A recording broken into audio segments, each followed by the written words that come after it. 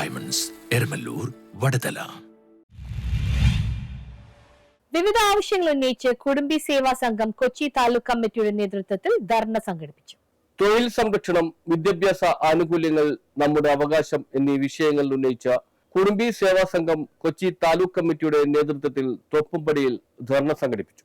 ധർണ Kochi taluk president KR Jayaprasad ഉദ്ഘാടനം ചെയ്തു. പട്ടികജാതി പട്ടികവർഗക്കാരെക്കാളും പിന്നോക്കം നിൽക്കുന്ന ഒരു സമുദായമാണ് കുടുംബി സമുദായമെന്ന് അടിവരയിട്ട് പറഞ്ഞുകൊണ്ട് നിയമസഭയിൽ പ്രസംഗിച്ചപ്പോൾ 1% സമ്മതം നൽകാൻ പല രാഷ്ട്രീയ കക്ഷികളും തയ്യാറായില്ല. സമരങ്ങൾ നീണ്ടുപോകണം. പാവപ്പെട്ടവരെ പാവപ്പെട്ട സർക്കാരാണ് ഇവിടെ ഭരിക്കുന്നത്. പാവപ്പെട്ട പാർശ്വവൽക്കരിക്കപ്പെട്ട ഈ കുടുംബി സമുദായത്തെ സംരക്ഷിക്കേണ്ട ഇടതുപക്ഷ വർഗം അല്ലെങ്കിൽ ഇടതുപക്ഷ ഭരണപക്ഷം ഇന്ന് വരെ തയ്യാറായിട്ടില്ല.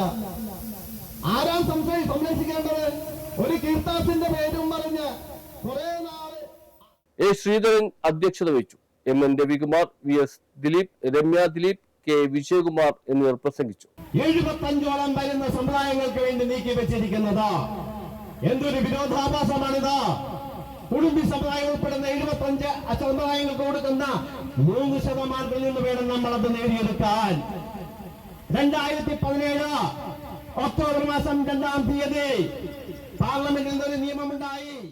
കേരളത്തില് ജീവിക്കുന്ന കുടുംബി സമൂഹത്തിന് അവഗണിപ്പിന്റെ വലിയ ദുരിതമാണ്, ദുരന്തമാണ്, കഷ്ടതകളാണ്, യാതനകളാണ് നമുക്കുണ്ടായിട്ടുള്ളത്, ഉണ്ടായിക്കൊണ്ടിരിക്കുന്നത്.